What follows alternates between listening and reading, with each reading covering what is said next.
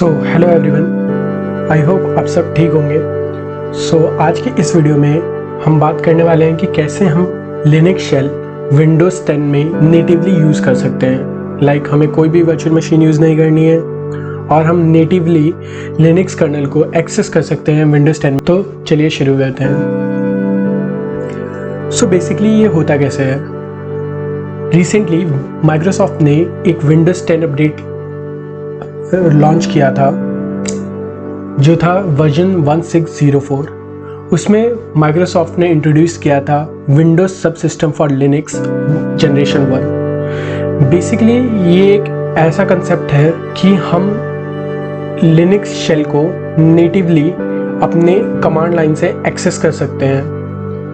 जो जनरेशन 1 था एंड अभी रिसेंटली वर्जन 2004 रोल आउट हुआ है विंडोज़ 10 का, उसमें WSL जनरेशन 2 लॉन्च किया गया है। बेसिकली हम डिस्कस करेंगे कि WSL एंड WSL 2 में डिफरेंसेस क्या हैं, की differences and it's a major difference. चलिए देखते हैं। पहले व्हाट इज़ WSL में बेसिकली जो WSL 1 जनरेशन 1 था उसमें हमारे पास एक विंडोज़ नेटिव कर्नल था एंड देन उसके ऊपर एक WSL की ट्रांसलेशन लेयर थी। एंड ये काम कैसे करता है कि आपके विंडोज़ नेटिव कर्नल के ऊपर एक ट्रांसलेशन लेयर रहती है एंड उस ट्रांसलेशन के ऊपर आपका लिनक्स डिस्ट्रीब्यूशन रहता है एंड उस लिनक्स डिस्ट्रीब्यूशन में आप जो भी कमांड्स रन करते हैं वो उस ट्रांसलेशन लेयर के थ्रू होके विंडोज़ नेटिव कर्नल के पास जाती है। बेसिकली हमारे पास WSL जनरेशन 1 के साथ जो डीमेरिट्स थी वो ये थी कि हम इसमें डायरेक्टली लिनक्स कर्नल को यूज़ नहीं कर सकते थे एंड जो सॉफ्टवेयर्स हम जो कर्नल का इस्तेमाल करते हैं वो यूज़ नहीं हो सकते थे। अगर हमें कंटेनर्स रन करने हो जैसे डॉकर, तो हम WSL जनरेशन 1 में नहीं यूज़ कर सकते थे।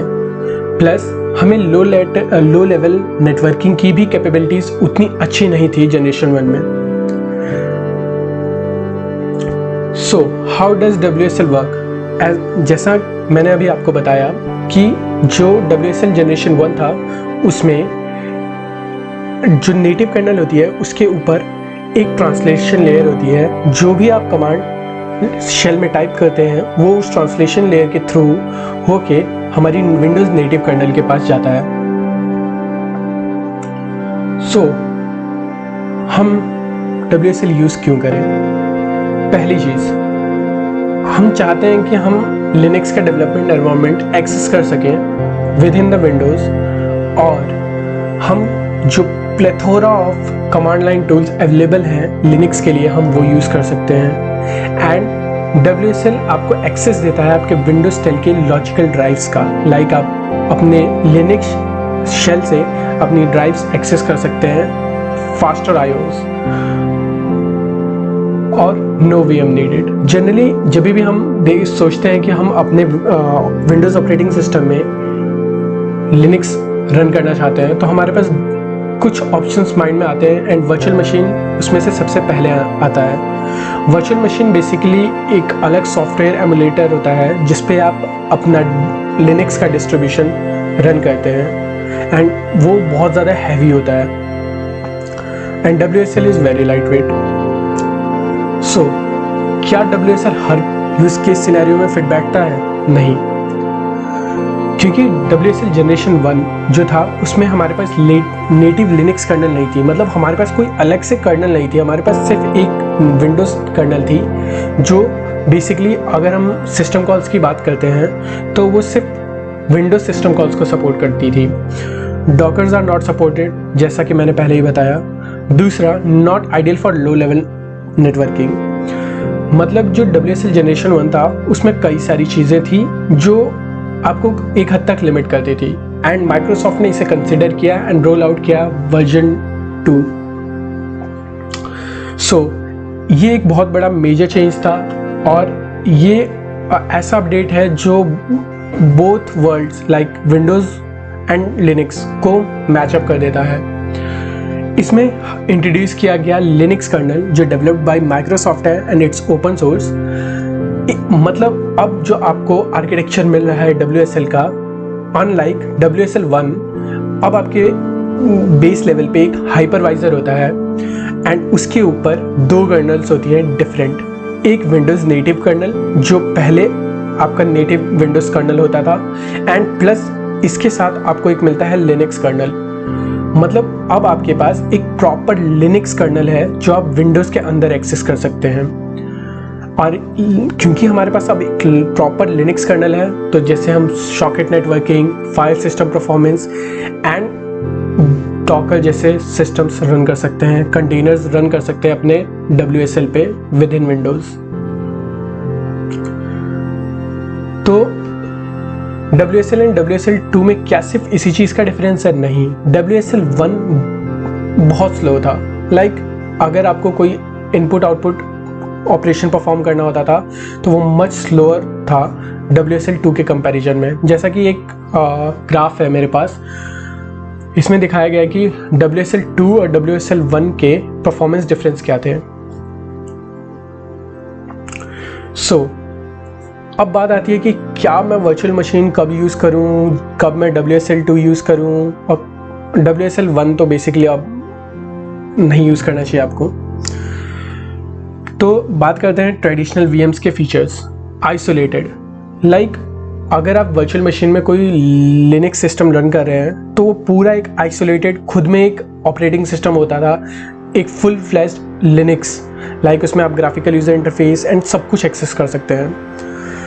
क्योंकि वो बहुत हैवी था and full flashed operating system आप रन कर रहे हैं एक दूसरे ऑपरेटिंग सिस्टम के अंदर, तो उसका जो बूट टाइम था वो स्लो था, क्योंकि जो रीडिंग एंड राइटिंग स्पीड थी वो बहुत स्लो हो जाती है क्योंकि डायरेक्ट एक्सेस नहीं होता। लार्ज मेमोरी फुटप्रिंट, बहुत ज़्यादा आपकी रैम ऑक्यूपाई करता है वो, एंड एक ओवरहेड होता है हमें वर्चुअल मशीन मेंटेन करने का।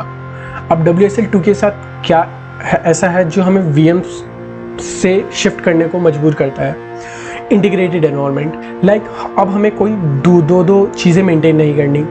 WSL2 आपका विंडोज़ में ही इंटीग्रेटेड है, जो भी आपके नेटिव IO ऑपरेशंस हैं वो बेसिकली इंस्टेंटली होंगे।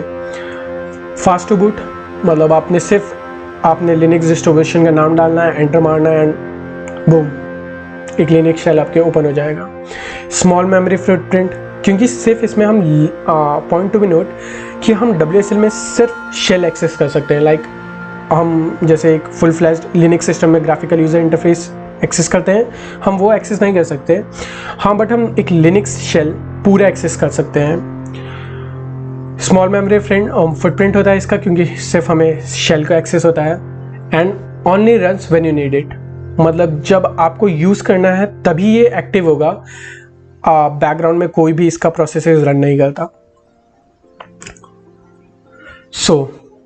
अब मैं आपको बताता हूँ कि कैसे आप विंडोज़ 10 में WSL2 एक्टिवेट कर सकते हैं।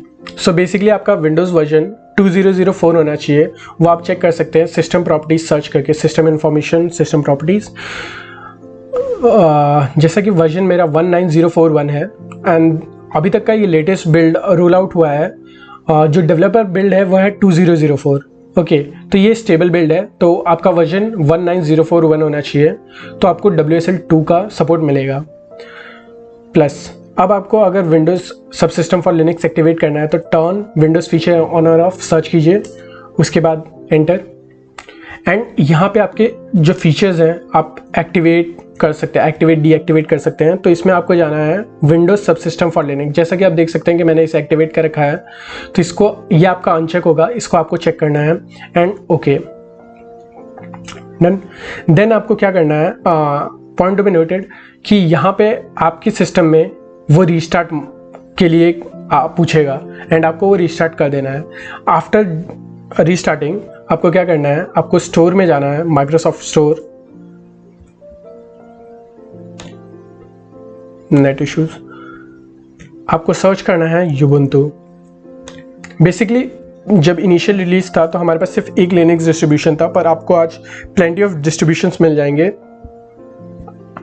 जैसा कि आप देख सकते हैं हमारे पास यूबुंटू 20.04 है, long term support, LTS version जिसे कहते हैं। और भी हमारे पास कई सारे ऑप्शंस हैं, मेरे पास फेडोरा भी है I think last time. Yes, आपके पास फेडोरा रिमिक्स है and fedora remix for WSL। So basically हम यूबंतु इंस्टॉल करेंगे एंड रिकमेंडेड है कि अगर आप 20.04 ATS यूज़ कर रहे हैं तो ज़्यादा बेटर रहेगा। तो यहाँ पे मैंने इसको पहले से इंस्टॉल कर रखा है, इसलिए मेरा लॉन्च ऑप्शन दिखा रहा है। यहाँ आपको गेट दिखाएगा, आपको क्लिक करना है एंड देन इंस्टॉल होने के बाद अराउंड 430 MB का है, थोड़ा टाइम लेगा depending on your internet speed. और उसके बाद आपको यहाँ पे लॉन्च करना है। इनिशियल लॉन्च पे आपको यहाँ पे जैसे मेरा शेल का एक्सेस आ गया है, यहाँ पे आपको मिलेगा इनिशियलाइजेशन का एक प्रॉम्प्ट, लाइक वहाँ बोलेगा initialising your Windows subsystem for Linux.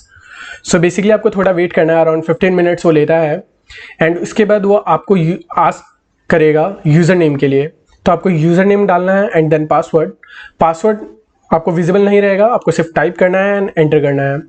उसके बाद आपको ये स्क्रीन दिखेगी, मतलब ये आपके कंसोल में आप ऐसे कर सकते हैं, मतलब आपको एक्सेस मिल जाएगा शेल के लिए। और बेसिकली अब आपको क्या करना है कि सूडो सिस्टम एज अ, जैसे विंडोज़ में रन एज अ एडमिनिस्ट्रेटर होता है, वैसे लिनक्स में सूडो अगर आपको कोई चीज़ एज अ एडमिनिस्ट्रेटर चलानी है, एप्ट अपग्रेड, ये आपको इनिशियली करना है। बेसिकली वो जो भी आपका रिपोज होंगी या उसको मैचअप करेगा एंड आपको जो भी टूल्स आपको एक्सेस करने होंगे, अगली बार सपोज कर लीजिए आप कुछ ट्री यूज़ करना चाहते हैं। ट्री बेसिकली एक टूल है जो आपकी फाइल डायरेक्टरीज को स्ट्रक्चर कर देता है इस वे में। ये प्री इंस्टॉल नहीं होता, आपको इंस्टॉल करना पड़ता है। तो बेसिकली आपको सूडो एप्ट अपग्रेड करना है इनिशियली एंड उसके बाद आप इसे यूज़ कर सकते हैं विदाउट एनी प्रॉब्लम। लाइक आप इसमें विमी एक्सेस कर सकते हैं जो एक टेक्सचुअल मोड बेस्ड एडिटर है। आप इसमें कैट यूज़ कर सकते हैं, मतलब बेसिकली आप जो भी कमांड्स यूज़ करते हैं लिनक्स में वो सब यूज़ कर सकते हैं। सो अगर आपको कोई डाउट होता है तो please ask in comment sections and thanks and enjoy your WSL। Have a good day.